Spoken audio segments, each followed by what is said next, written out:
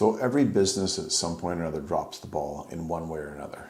And it's really interesting to look at companies that don't drop the ball and then find out why they don't do that. So if I look back at some of our faux pas, if I could call them those, we dropped the ball a number of times. And the question was, would we learn from those mistakes? And the answer is, yeah, and they were process solutions. So one of the big ones was when you start growing and you start introducing new people in the company, and so you have a salesperson meet with a client, take the information, and then they hand that information off to the designer, and something goes wrong at that point. Then you have the designer do something that is off, and it doesn't get checked before it goes back to the client, and you've got this really poor handoff, and you end up looking pretty bad in front of the customer, and you have to do more work to make up for it. You can probably save the day, but it's incredibly frustrating, incredibly embarrassing, and that happens a lot. So we found there's two ways to solve that problem. The first way is to actually design shadow. So when I transfer information to one of the designers, I'm with them for an hour while they're actually designing to make sure my thoughts get down on paper. And one of the other opportunities that we learned during this process was, I would also say to them, you know what, take 2 hours and come up with a couple of your own concepts, and we'll present all of them to the client. So what happens is we find out, A, who the better designer is, B, we come up with some better ideas, and 3, the designer doesn't feel like they're just a CAD monkey, sort of following orders. So there's a number of benefits, and it makes the design process more fun. And in that process, when we have those design meetings and the clients actually come to our office to do those design reviews, those employees feel empowered. And then essentially you're training them to become salespeople. So not only do they become better designers, and they may be better designers than you yourself, but at the same time you're training salespeople. And so one of the concepts is what's called a horizontal integration or a vertical integration of talent. So if I can have the designer meet with the client as well and not just be a back-end person, A, it's more satisfying. B, the client has one point of contact, which is much better. So those laterals, if I can use the football metaphor, dropping the football, just don't happen. And so if you're going to do a vertical integration where you're doing a handoff to somebody, you have to make sure it's tied and dialed in. The other thing that we started to do as we grew the company with more designers is we would have design meetings with checklists to make sure that all the drawings were the same, the north arrow was in the right place, we had the scale, the dimensions, all the critical data were on the drawings without exception, and the drawings look very similar because you are creating a brand in terms of your style of your drawings. You may not realize it, but it's true. So you can't have different designers doing different things. It doesn't represent your brand well. And that's another way you drop the ball, that sort of branding ball. So there's no consistency, no uniformity. It's very hard to scale a business if everything looks different. The classic ball drop is the client says, well, we talked about this and it wasn't on the drawing, which is pretty embarrassing. So how could you possibly have missed that item? Well, if you're not great at taking notes and you're not great at double checking to make sure that your notes are transferred to the drawing, you're going to end up with something different than what you talked about. The other challenge too is in terms of dropping the ball is the designer wants to be creative. So if they're being told what to do, it's not satisfying for them. And of course they're going to go off on tangents.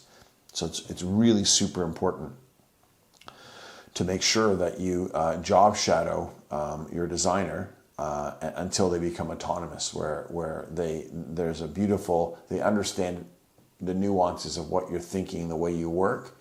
Then you've got a great information transfer. Until that point, you actually need physical checklists. As a matter of fact, you still need checklists because you end up looking bad in front of the customer. And so writing it down is one thing, but some people don't actually read the notes all that much. So you can tell them, you have to show them, you literally should sit beside them for an hour when they're doing the design to guide them on that first iteration. And so we've had it where clients call us out on our lack of process, and it's embarrassing, it's frustrating, and then you have to do the design over again or change the design. So that's a waste of time and certainly doesn't help the company morale. So these things are huge, and it happened a lot. I have to say it happened a lot, especially if you have people that aren't detail-oriented, handing things over to people that aren't detail-oriented, that are more creatives. This is where you get in trouble. So one of the key things that we found made a huge difference was having a design estimate review meeting. So the designer's there, the salesperson's there, the estimator's there, the project manager's there, and they all get to read off the same playbook. And without those meetings, you're going to have the ball being dropped for sure. It's like playing football without having a plan, and you don't know who you're going to pass the football to. In most football games, you actually have identified who you're going to throw the ball to even before the play has begun. And that's how it should work in your business as well. I mean, sports is a wonderful metaphor for business. A well-run sports team is a beauty to watch. Fumbles are pretty ugly, and people look pretty bad when it happens. And so the analogy is you're that person, that quarterback, who gets sacked or fumbles the ball or throws it out of bounds, and it looks like you're incompetent. And it's not quite as bold as on TV with the football games, but it certainly is embarrassing, and that's all avoidable. It certainly does not help your brand or your reputation, which at the end of the day is the difference between you getting a great raving referral or just a mediocre one. If I was going to figure out the perfect process on how to do this, whether you have one person taking the process from the beginning to the end, that's much easier. There's less chance of the ball being dropped. That's like a handoff in football. But the fact of the matter is there is a way. You have to have a checklist. You literally have to check it off. If you're not doing that, you're going to miss stuff for sure. Pretty much most things that clients need and want shouldn't be an afterthought. There should be a list that you can refer to and sort of knock off.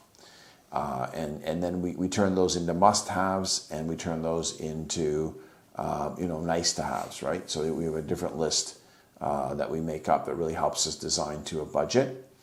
And so that's the first step. The second step is when you come back to the office and you are doing the design, or your assistant is doing the design. You literally have to sit with them while they're doing that first iteration to make sure that every single point on that list is addressed. And sometimes, because it's creative, it's a feeling. You can't exactly describe what you're thinking, but while it's being drawn, you can direct that. And so you get that out of the way. Then you make sure that they have some latitude to do some of their own creative stuff and say, okay, you come up with your own options based on these parameters. You see what I'm coming up with. You can now take that and run with it. So once you get that out of the way, then you actually have a design review meeting and an estimate review meeting. So you bring the estimator, the designer, the salesperson, the project management, sometimes all the same one person, and you review the project and you make sure you haven't missed anything. You also look for opportunities for value engineering. Can we design this smarter? Maybe we can switch a material or do something different to reduce costs to make it more saleable to the client.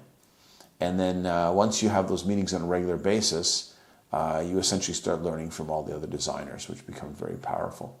And then the last part, which is the client interaction, we like to have the clients come into the office, and then we actually review the plans with them in real time and make changes in real time to those plans. So it's faster, it's more thorough. Yes, there's a lot of people involved, and that works, provided you have collaboration. If you don't, you will drop the ball without question. And then it's like having egg on your face, and nobody likes egg on their face. So, it's about process. At the end of the day, it's process, and you can't drop the ball. There's a reason why those quarterbacks hold onto the ball, or the running backs hold on the ball a certain way. They don't want to get the ball stripped.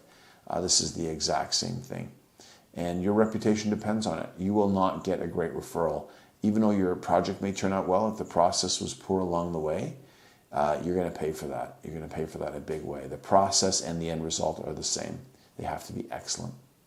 So, we've run a business for 38 years, and we've pretty much made every mistake you can possibly make. And what we've done is we've actually created all the documents that allow us to make sure that everything happens the right way. Because every time we hit a pain point, we change the process to make sure we prevent the ball from being dropped. And so we have these agendas that are organized by urgent and important, by workflow, and they have actually check boxes. You can check them off. And if you do this, you will not drop the ball. It's almost impossible. The analogy would be pilots who have a co-pilot and they go through a checklist before the plane takes off. The same thing applies to the design. Obviously, there's not life and death in that situation. If the design goes poorly, But it is also possible that there's failure at a number of ends. One, the client's not happy with the design, or they go ahead with the design and you know what? Your crews have a nightmare building what you designed.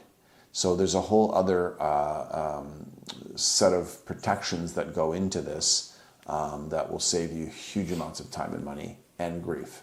And again, it's all about the client experience, but guess what? It's about your employee experience. If your employees are frustrated, the crews are frustrated, the designers are frustrated, the project manager are frustrated, all because you didn't catch the design time, it's going to cost you way more than the extra 5 or 10 hours that you put into that design.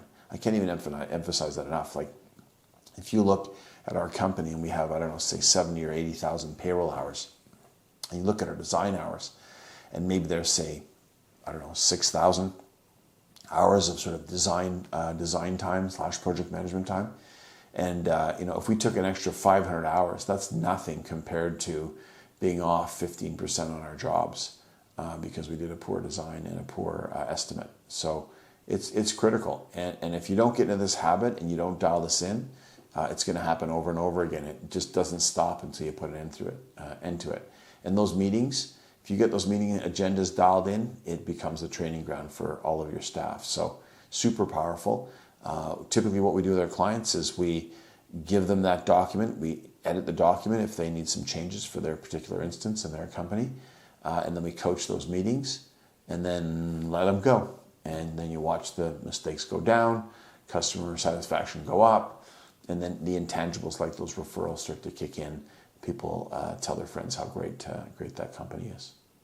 So if you want to learn more, click the link below and we can set up a meeting and we can review all of the issues that you have and come up with some real process solutions for you and train you on those solutions and your team.